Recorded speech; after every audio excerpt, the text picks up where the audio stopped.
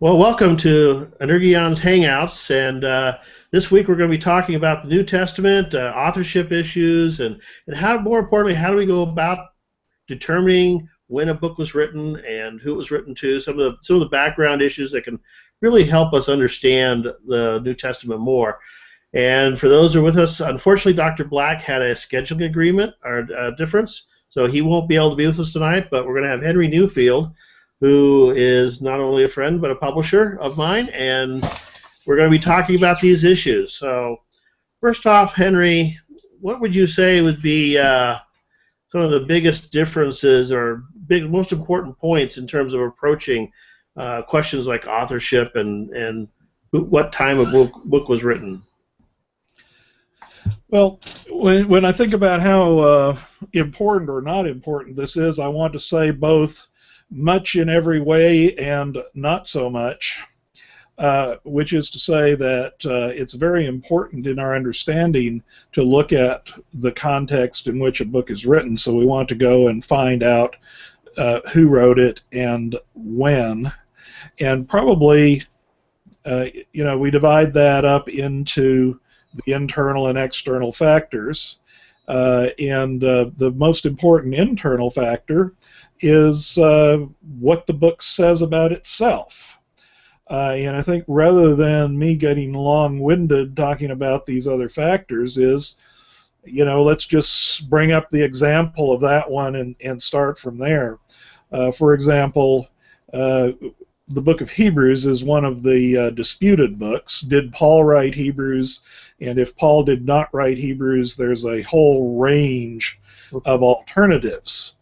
And at the same time, the pastoral epistles are disputed. There's a big difference between the two disputes because the pastorals say are in the form of the epistles of Paul, and they say, hi, I'm Paul, I'm writing. Of course, I paraphrase. Hebrews leaves the door open by not having that particular entry point. And it's worth thinking about, the reasons why that might be, but that's it's one of the factors that I think is often ignored about certain books in the Bible, is who the book says is the author. Yeah, that's often, you would think that would make it settled. Hebrews, though, you're right. Hebrews does not have the normal letter opening that we would find, A to B, greetings, but instead just starts off right with the subject.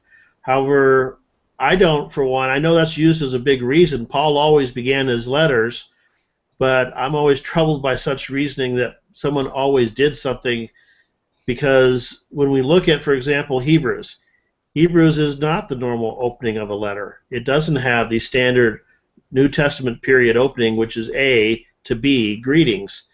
And therefore, whoever wrote that didn't follow the standard. And I, for example, don't see any reason why Paul wouldn't have followed the standard. If someone's not going to follow the standard, why couldn't Paul have not followed the standard?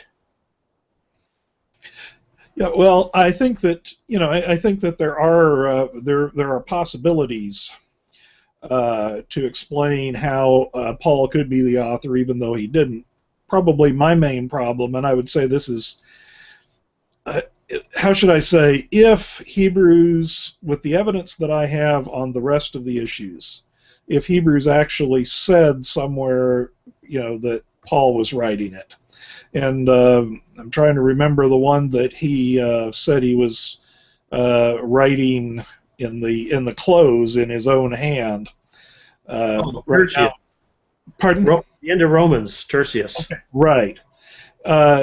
But what I'm saying is, I would find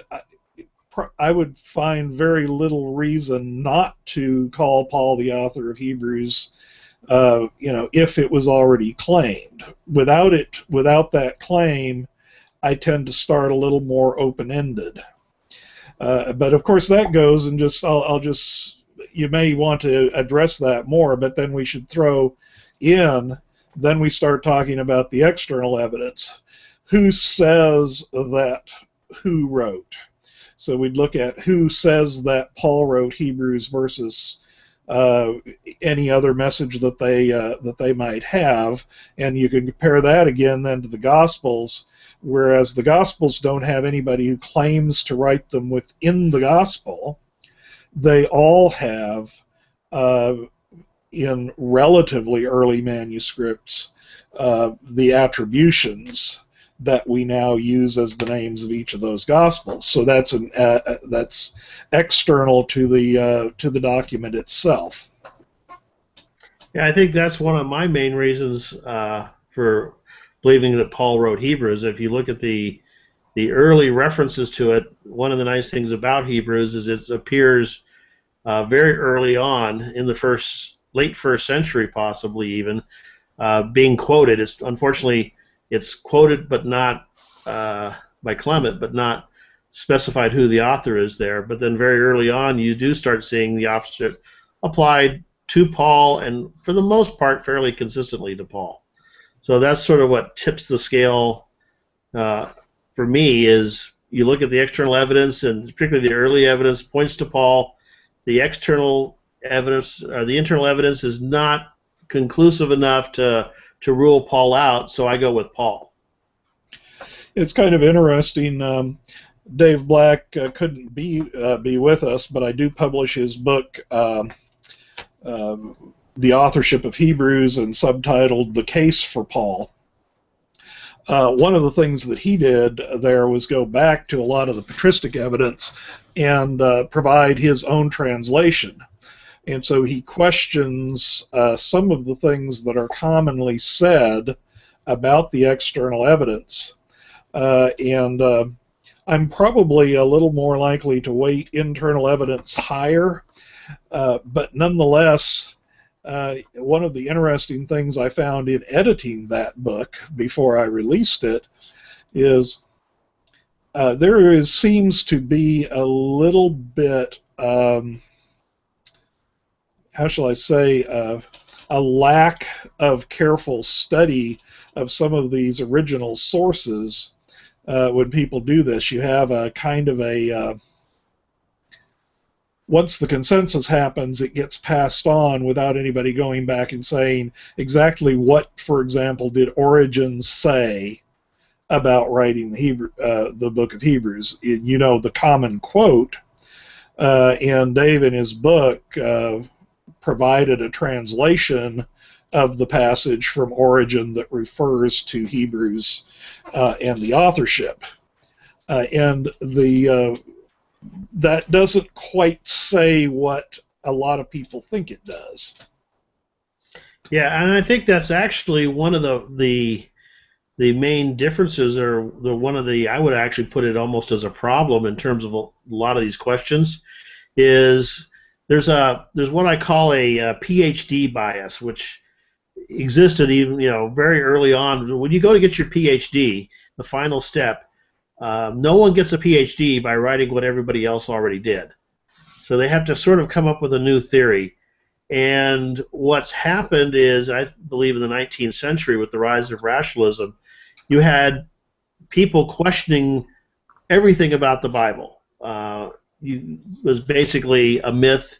It was myths and legends. You couldn't trust any of it.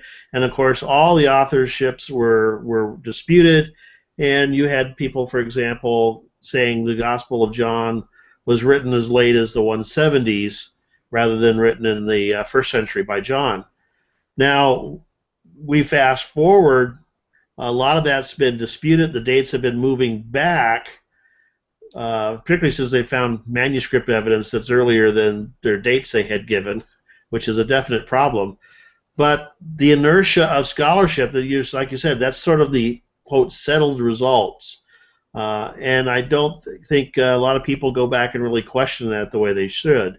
That's one of the reasons I tend to be an aberration for a lot of the dates that I come up with and my view of things, because I don't just accept what has been handed down by scholarship, but I look at what the actual evidence is, and I make my own opinions, and sometimes those opinions end up significantly different than what was normally believed by even conservative scholars. I need to point out in connection with that, there's a couple of things that I've noticed, and one is, of course, a bit of a tendency to reflect the university that you graduated from.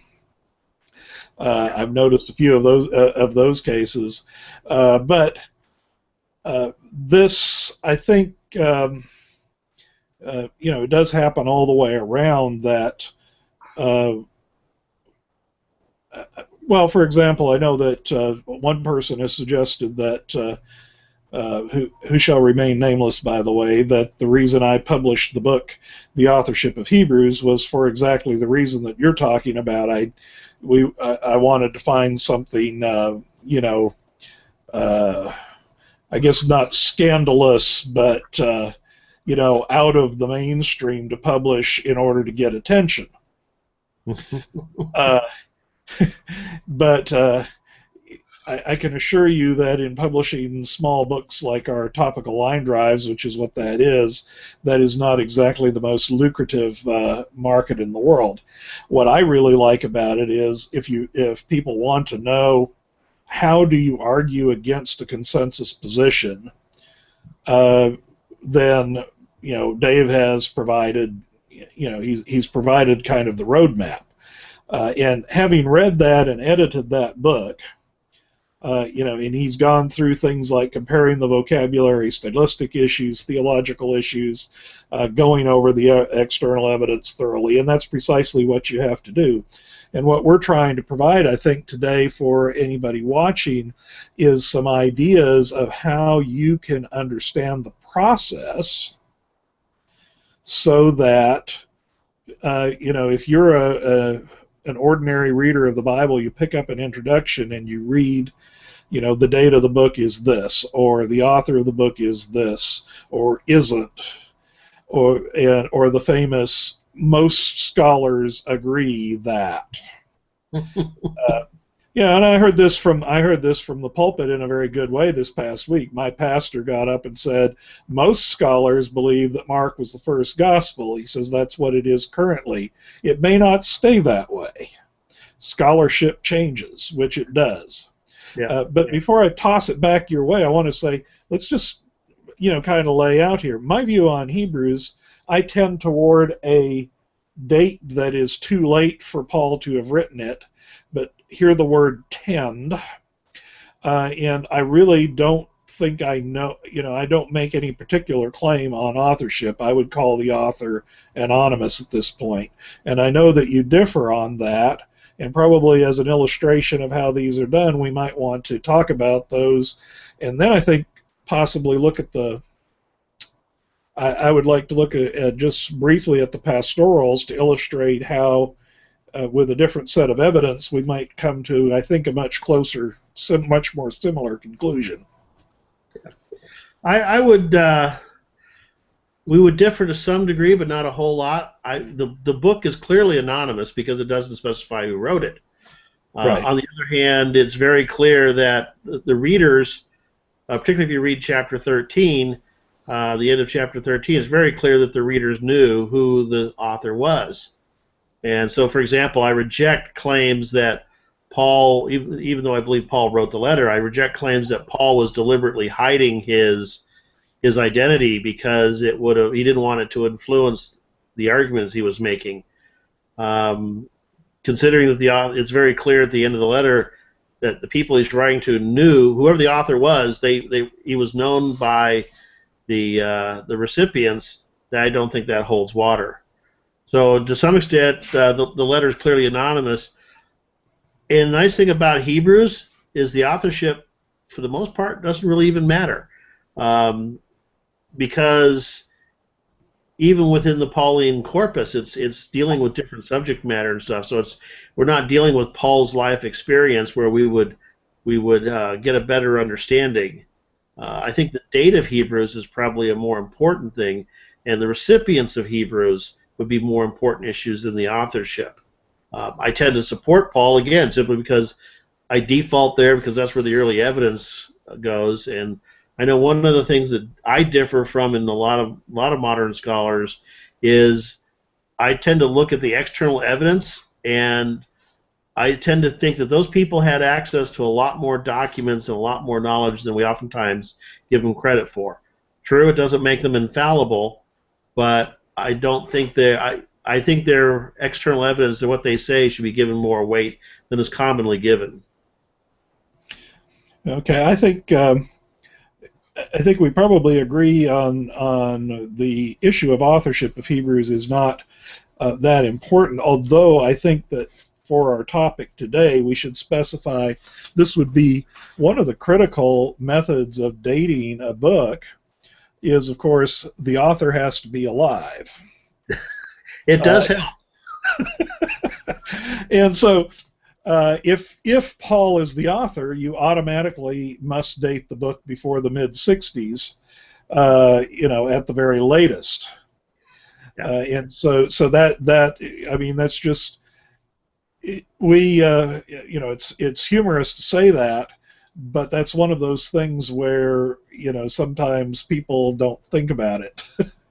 And I mean that comes in, for example, into the dating of Luke Acts. Yeah. What is the reason for Acts ending before Paul is executed? He's in prison in Rome at the end of the book, but Paul is not executed in Acts. Now, one of probably most people's first response would be, if the book ended without saying it, that Paul was martyred, it would probably be because he hadn't been martyred yet when the book was written. That's certainly my position. Also, the fact that we have a lot of indication that he had a third missionary journey to Spain, and none of that is mentioned as well. Yeah, and that, of course, then puts the whole thing again earlier than the mid-60s. Now, the average dating nowadays, if you want, I guess, scholarly consensus, is going to put Luke into either the 70s or 80s, and Acts, therefore, has to be after it, because Acts refers to the writing of Luke. And that, again, is another one of these factors in how do you date the books. That's the sequence. Now, of course, the whole dating of the Gospels issue can get rather technically complicated, such as a book which copies from another must have been written after the book it copies. But then when two books have a verbal similarity, there's always the debate as to who was first. Yeah. And especially I remember when I was first introduced to that, and I used to hold Mark in priority early on when I was going through school, and I was taught the various theories, and it made sense. Mark is the shortest book. Later writers would tend to expand on what they have rather than edit it down. And so since Mark's the shortest, therefore Luke and Matthew came later and added to it. But then when you look at the individual sections where they actually parallel, Mark is oftentimes longer in those individual sections and seems to be embellishing Luke or Matthew. So sometimes those arguments cut both ways. Yeah, I was looking at that earlier today, and I guess we'll take Dave Black's name in vain since he's absent tonight. That's what he gets for not showing up. Yeah, well, he sometimes watches these, so he'll know what we say about him. But he was bringing up a textual issue in John. I'm doing a study on John on Thursday nights, and he brought up a related textual issue. And the interesting thing there, going a roundabout way, is to me is one of the documents that I read that very simply dismisses all alternate texts in that case. But one of the arguments there, and this is a canon in textual criticism too, and for those who are watching that may not be trained in this, textual criticism just refers to the way that we compare and evaluate the manuscript copies of a book in order to make the best determination of the original texts that they reflect. Well, one of those canons is the shorter text is generally to be preferred over the longer text. And in this particular case, that particular canon of textual criticism would, I think, probably go against the best text. But I've also read a considerable discussion that it may not be quite so true that the shorter text, the scribes are most likely to shorten, to expand. And it's based on that notion that scribes are most likely to add things, more likely to add things rather than omit things, that the canon, that particular canon of textual criticism comes through. And the same thing then goes into authorship of a book, that a later author is more likely to expand than to summarize. And I'm simply not sure that that's that's entirely valid. It can become a self-fulfilling prophecy. That is, we keep choosing the shorter text in either case, and then that means that that keeps reinforcing the idea then, because all of the discarded readings are longer, well, that's because scribes are adding. And I don't know, and I've heard, I've read some articles that have questioned this as well, although I don't have references on hand, that whole shorter text thing may not be quite as valid of a reference as it has been thought. Yeah, that's one of the the hard fast rules are never hard and they're never fast. You got it. So yeah, a lot of these things, and again, I think we're seeing a sort of a revolution, or beginnings of a revolution, where people are beginning to reconsider some of these questions because the evidence in some cases is becoming more and more easily accessible to a lot of people, and it's easier to question some of this stuff. And we're not always just taking what the earlier scholars said. Again, like you said with Luke Acts, I mean, they were dating Luke Acts fairly late, but there's this issue of then why does it end where it ends?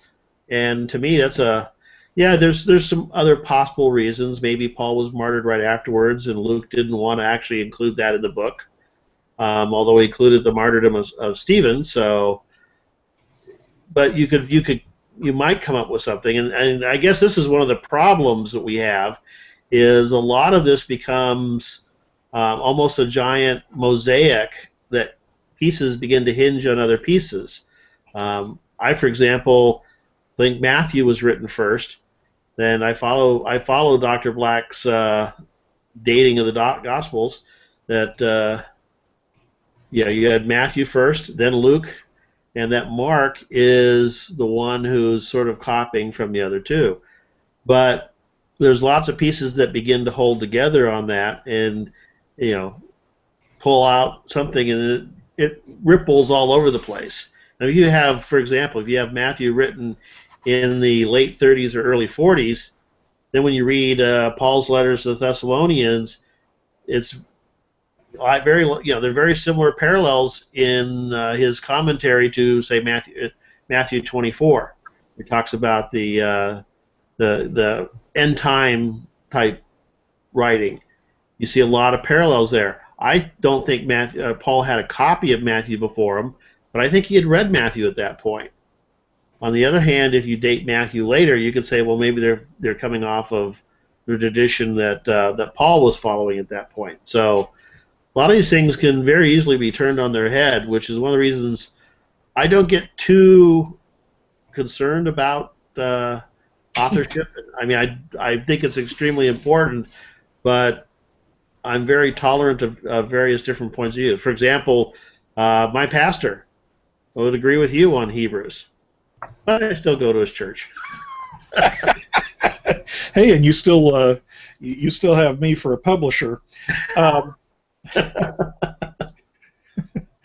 Well, I want to point out just again for our audience, this is not a matter of debating with you, because I think we probably are fairly much in agreement.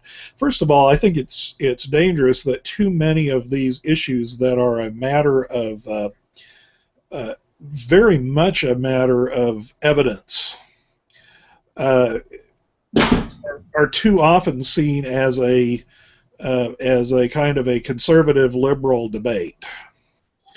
And the fact is that, I went through school with mark and priority in a very conservative school, very conservative program, but mark and priority was the only thing anybody ever talked about.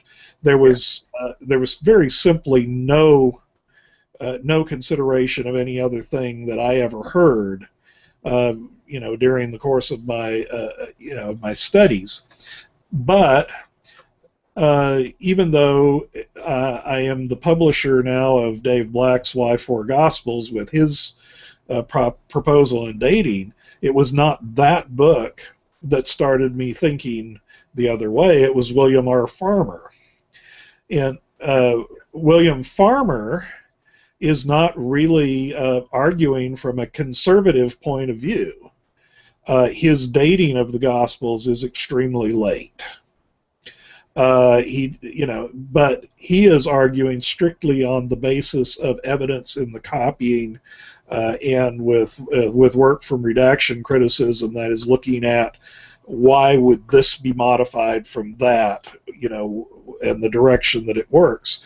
And so this is not really a necessarily a liberal or liberal versus conservative point of view. Yes, I think most conservative Christians would prefer that the Gospels were written closer to the time of Jesus. But personally, I find the historicity hinging on 20 or 30 years one way or another is not really that good of a historical argument.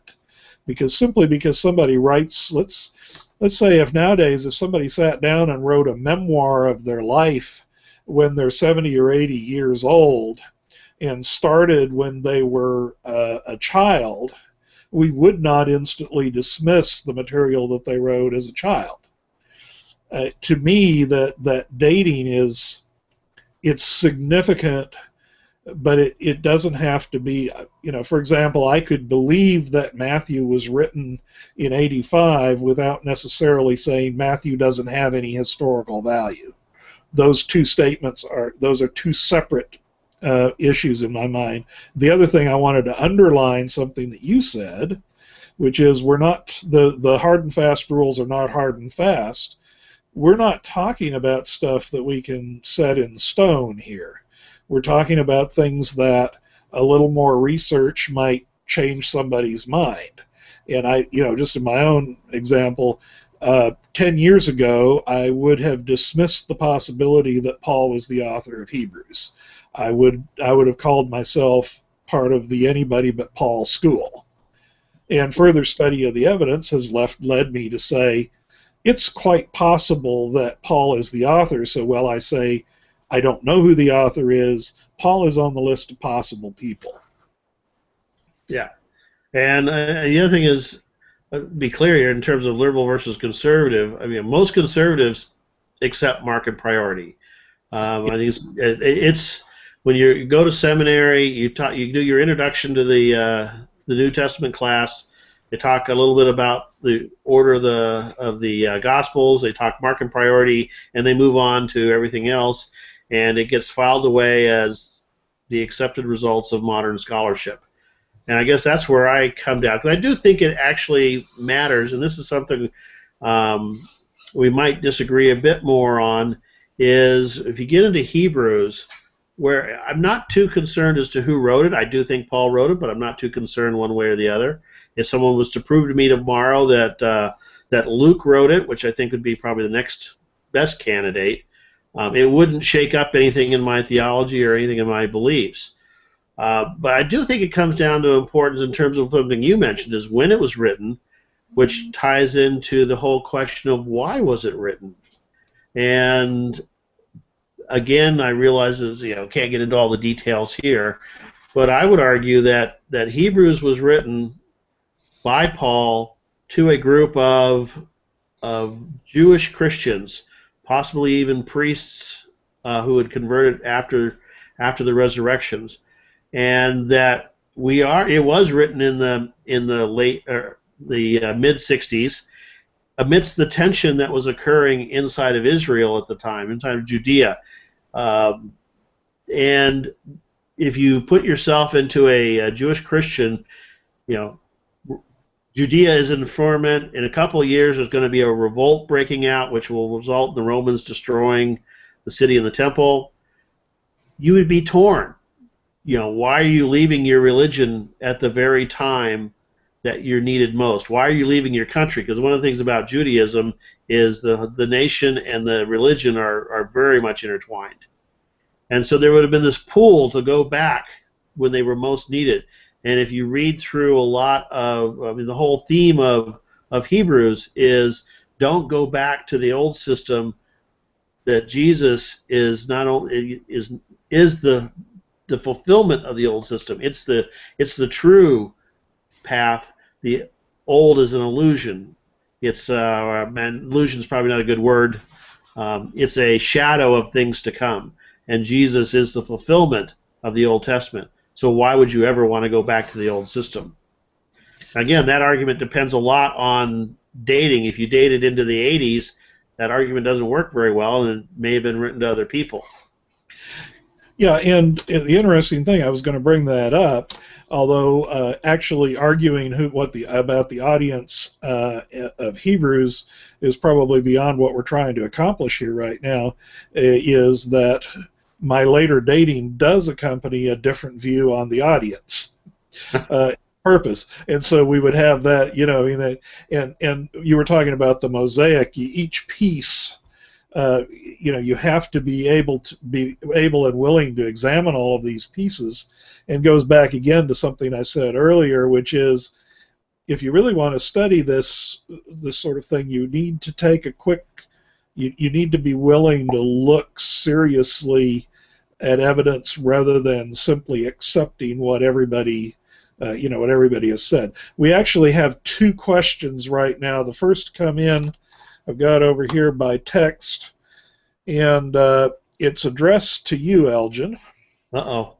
So it says, as an apologist, would you share some of the questions that a seeker might have regarding dating and authorship, and how it's a deal breaker to their belief in God? Well, one of the things I start off with whenever I'm dealing with seekers is I start off by a couple of questions and then a lot of listening, because I would want to know a little bit more about exactly where they see the problem is. One of the things that may or may not be unique with me is when I talk about the Bible to seekers, I talk in terms of reliability. I personally hold the doctrine of inerrancy, but I never talk the doctrine of inerrancy, because as soon as I raise the whole issue of inerrancy, then it becomes incumbent upon me to show that every part of the Bible is true.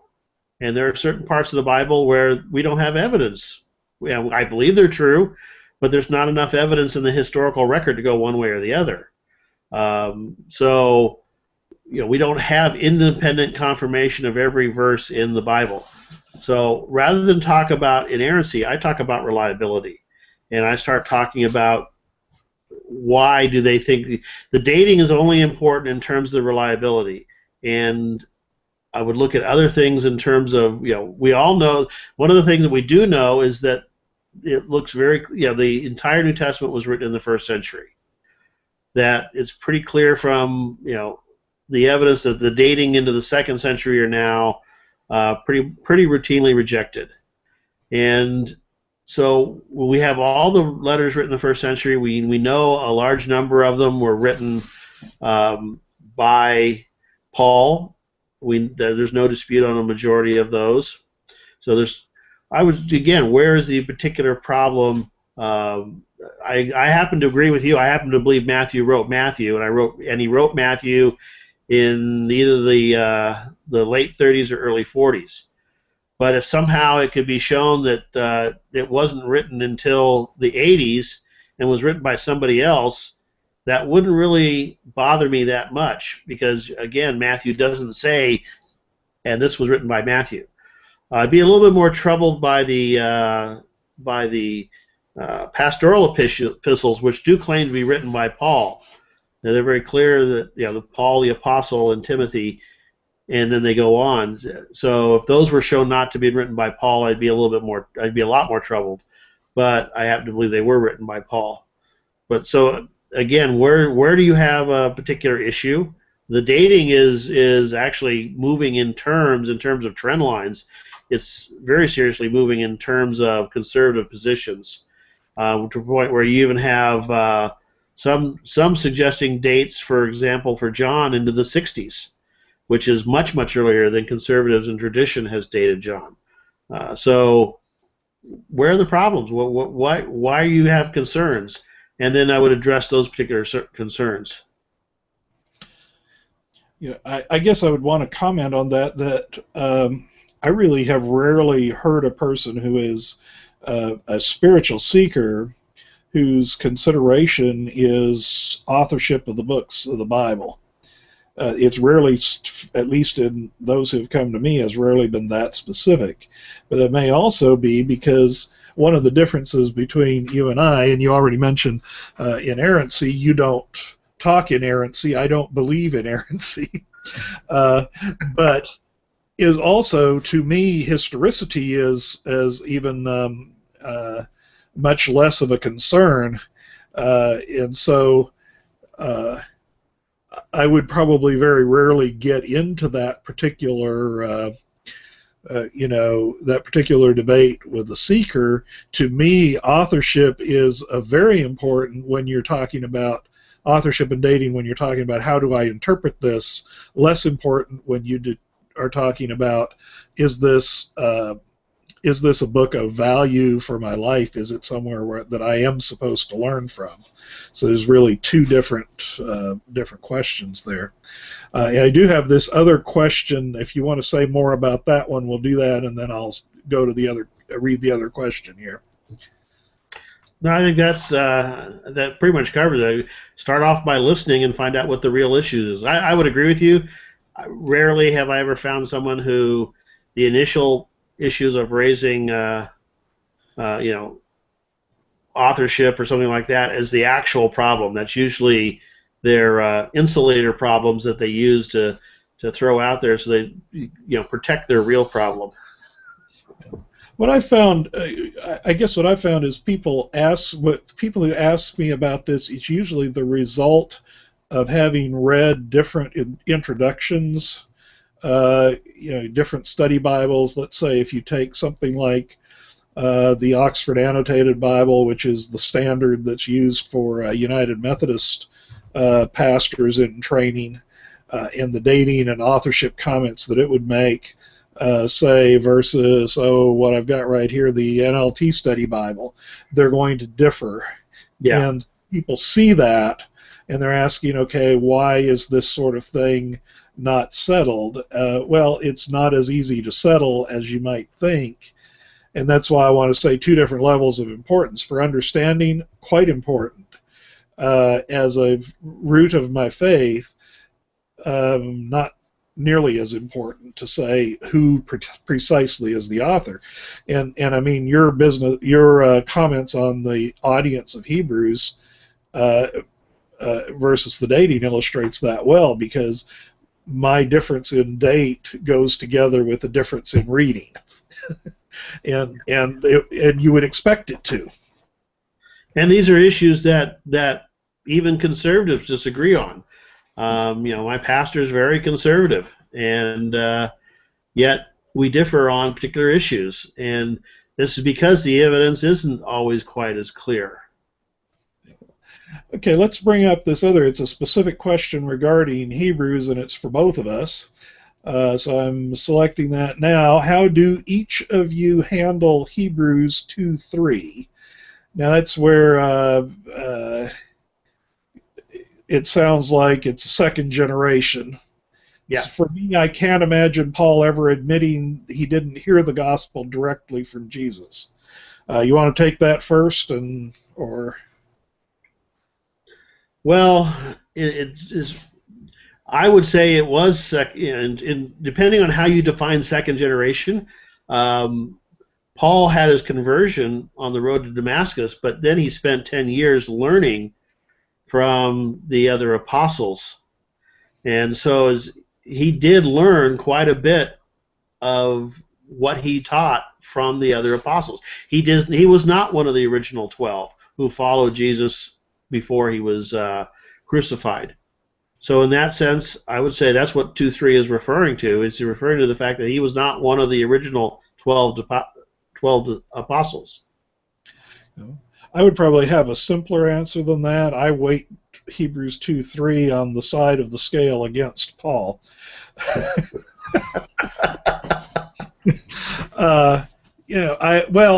And the reason I should probably expand on that slightly is the reason that he makes such a case of his independence in Galatians, which is an undisputed epistle, that and again, no one, as we've both said so far, no one piece of evidence, is, the final clobber that says, we've got it. You kind of weight these things, each one. But to me, I see that as a somewhat different attitude, say, from Paul in Galatians. Now counter that is, of course, we're dealing with a different time and a different audience. But very much so. But I do weight that particular passage against Paul as the author. Yeah, and I would also point out that I think this is one of the reasons that if someone comes away from this discussion with the desire to dive in and figure these things out for themselves, I think that would be great, because a lot of these are oftentimes argued on verses like 2:3, where the verse is taken out of context.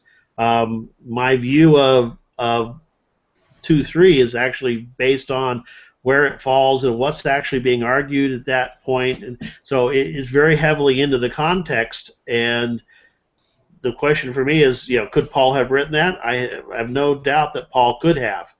The difference I would see with the Galatians passage is there he's defending his apostleship. He's defending his authority, and so he wants to stress that he received his vision directly from Jesus Christ on the road to Damascus, whereas I think here he's talking to other second-generation Christians, and he's trying to identify with them and show that he's part with them in the struggle. So it's very vastly different contexts, and the only way to know which, if you or I'm correct, is to get into the passage, get into very detailed what is actually being said, rather than just taking one passage, reading it, and saying, oh, that doesn't sound like Paul. And I'm not saying you're doing that, by the way. I'm just saying, for a third party listening to us, they can't really tell from us. They have to really get in and read the Bible for themselves. Yeah, you need to go and look at these things, and I think it's very important to understand you're getting hints out of the writing in each one of these cases. Everything can be explained in multiple ways, and there is nothing here that is going to, there's no single thing that is going to bring down the gavel and say so-and-so wins on this case. And even putting this, when I say I put this in the weight against Paul, that doesn't say that if everything else lined up the other way, that couldn't change my mind. Each item is you get items of evidence together. And my bottom line on Hebrews, and we probably spent a lot of time on Hebrews, but it's a good case study.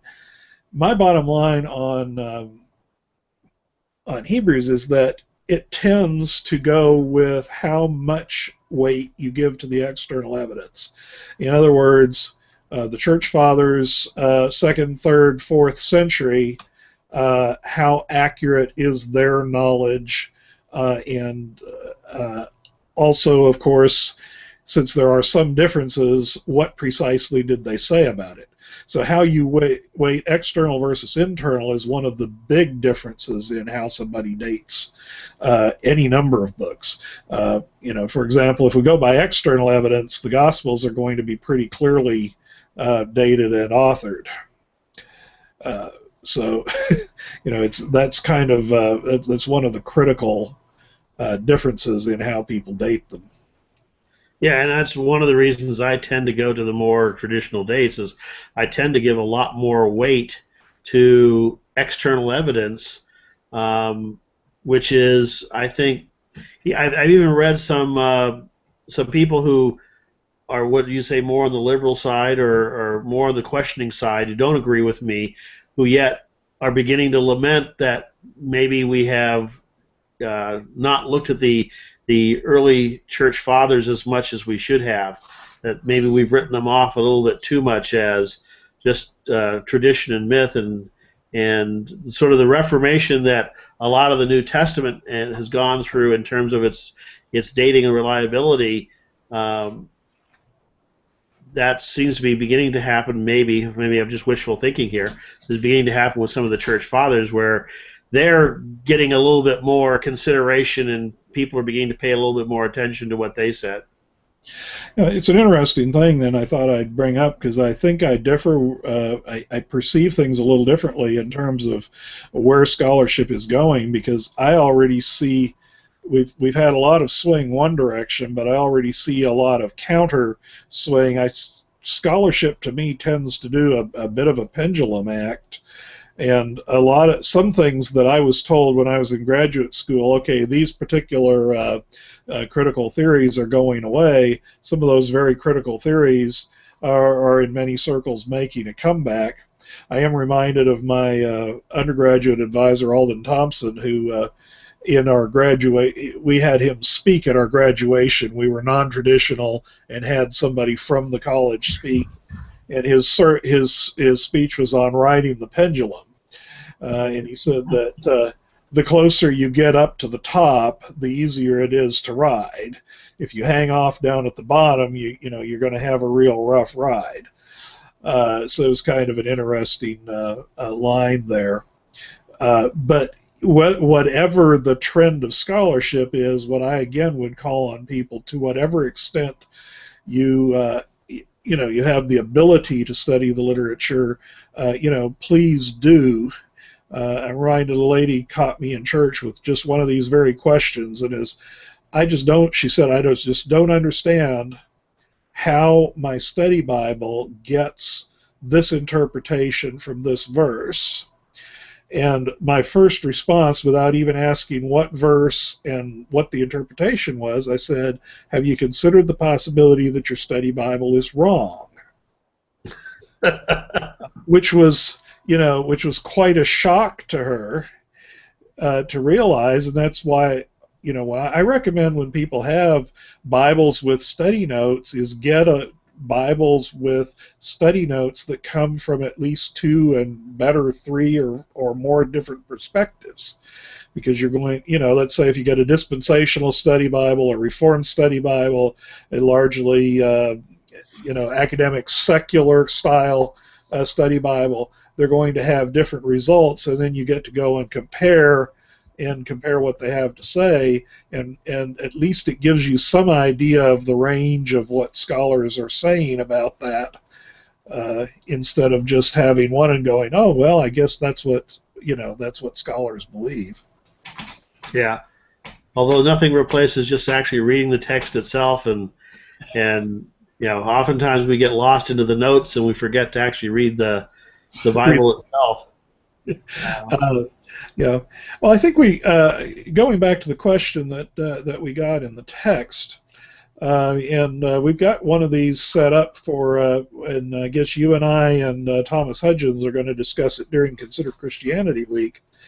But one of the things that makes people tense about dating and authorship is simply, where do you hang your faith? And I think that's a place where we differ, I think, less in terms of the theology involved, but in terms of experience. For me, the historicity of the Bible was never really the issue. It doesn't, and somebody asked me, and I can't remember when it was not too long ago, somebody asked me what sort of thing I might, what sort of discovery I would imagine that would make me, lose my faith. So what sort of historical discovery that I might. And for me, that's not the sort of thing that concerns me in terms of keeping my faith. Now, I understand how it can be a barrier to faith. I understand the interest in it, but for me, it's not that critical. Now, as I recall your own story, the history and the data is a little more critical. I've told people that I went from being a skeptic to being a skeptic saved by grace, and but I was still a skeptic. It wasn't. I did not become convinced when I felt the Lord drawing me, back into the church after being away for 12 years. I did not suddenly find myself convinced of new historical data. That really had nothing to do with it. Yeah. And my story is a little bit different. Coming from being an atheist, evidence was a little bit more of a sticking point for me. It was also actually one of the reasons I was an atheist, because I would look at if the stories aren't that purport to be true aren't true, then why should I believe their meaning? And I still think that's a valid skeptical argument in this, and it's a big if the stories aren't true. I happen to think they are. I think actually the evidence is coming down. So for me, I admire the apologists of the turn of the last century, the 1900s, where archaeology and biblical criticism and all that was still very, very young, and most of what you got was from the scholars of the day were very skeptical rejections of the reliability of the New Testament. I think being an apologist today is much easier, where we have the vast amount of scientific and evidence. We have all the manuscripts. For example, it doesn't stop silliness coming out. The Newsweek article that started the year off saying that the Bible was the result of translation from translation from translation from translation from translation. Not only was that not true, it's so far from being off that it called into question the reliability of the article itself instead of the reliability of the Bible. So, but we know that's not true simply because we have the thousands of manuscripts, and we know how to translate without picking up the last translation and just updating the wording. So, go ahead. Go ahead. Now, I used the exact thing that you're quoting from that, and from the Time article, and at the start of a Sunday school class, the Sunday school had asked me as a guest speaker to talk about how we got the Bible, and so I started from that particular point. But here's my problem, and I would like you to. I think it would be good for both of us to address this as we're going. One of the reasons that Christians are very vulnerable to that is that people like you and me and any large number of pastors haven't spent enough time letting people know how it actually does work. So what they're going from is some kind of an assumption based on nothing, that I actually found people who I was asked the question in Sunday school, do we have any of the autographs? Not in those terms, but that's what it amounted to, because they didn't use the term autograph. And the fact is that in church, we haven't let people know, yes, there are many variants in the Bible. In the manuscripts that we have, here's what we do about that. To me, it's a problem when we address this every time Time or Newsweek or somebody puts out an article, and of course translation of translation of translation of translation, and copying, implying that it's thousands of generations of copies. It's ridiculous. But the fact is that church members are not they're not well enough informed to know. And I mean, I drew a few charts on the board, and gave illustrations of how that worked, and people go, "Oh." But the fact is that they did not start with enough information to realize that. And if we make it be at the versus a 100% Bible with no variants, which an awful lot of people seem to think it is, versus the skeptic points out that there's some problems, then we're going to generally lose, I think. Well, it's one of the reasons, I believe in inerrancy, but I don't believe that the translations we have are inerrant. I firmly reject the King James only debate that the Word of God is the King James Bible, and any difference from the King James Bible is heresy. I do, as I put in my book, Evidence for the Bible, I believe we have the Bible for all practical purposes. There's the issue in Matthew where one verse says his father and mother, and the other verse just says father. Well, that's not going to change my theology one way or the other, particularly since the verse prior to that had already mentioned father and mother. So one way or the other on that textual variant is going to be irrelevant. And there's some other more significant ones, but no verse of the Bible, no doctrine of the church depends on a verse where there's a textual variant. We don't have to worry about those things. But I think we do need to address what we mean by significant, what is a significant variant, why it is that these particular differences do or do not make a difference.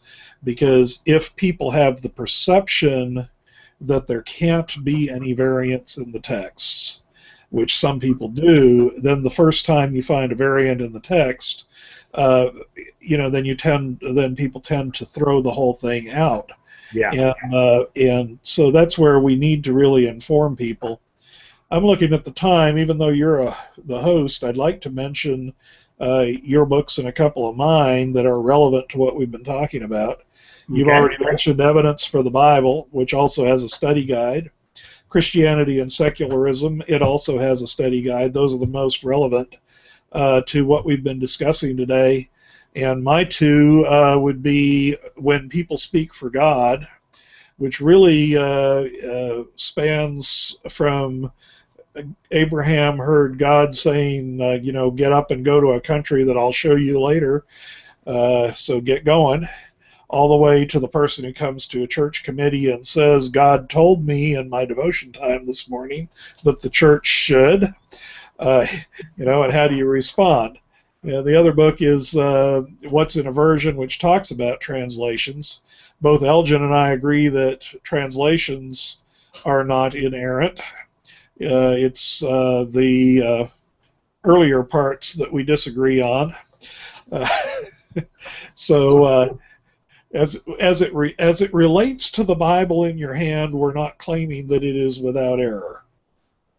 So anyway, let me now, after having mentioned the books, let me give you the last word, Elgin. Well, I would encourage people to do their own study, not to have a view of the Bible that is, because even though you reject inerrancy, we both believe the Bible to be the Word of God and something we can read and profit from, and we might quibble over a couple minor areas, but the real key thing is you need to read it for yourself and not just listen to experts. But hopefully, on the other hand, experts can really help you unlock some doors that are confusing. So, look at scholars, look at the arguments, and make your own judgments. And don't be afraid to make judgments. Don't be afraid to disagree with scholars if you think you've got good reasons to do that. And don't be afraid to be wrong. Right. Because we all do that from time to time. For those who may have been expecting Dave Black, we will be rescheduling. There was an unavoidable conflict here in the schedule that he couldn't be here this evening. Thanks for watching. Every Tuesday night we gather with these Hangouts different hosts, different authors from Energion Publications to talk about relevant issues in Christianity today. Good night. Right.